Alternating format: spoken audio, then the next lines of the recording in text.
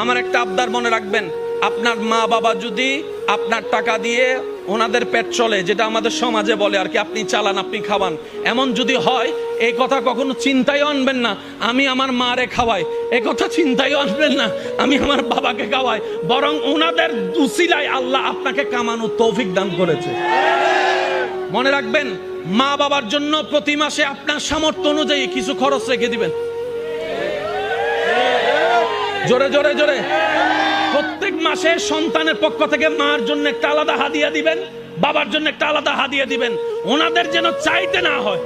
বুক ফুলায় কাজ করেন, মার জন্য দেন, বাবার জন্য দেন। ঘরে বউ থাকলে বউকে বলেন, ও বউ, তোমার মা বাবা রেখে আসছো, আরেক মা বাবা এখানে আছে, আমি আমার জন্মদাতা মা বাবারও খেয়াল রাখবো, ওই মা বাবার কারণে যে তোমাকে পেয়েছি ওই মা বাবারও খেয়াল রাখার চেষ্টা করব।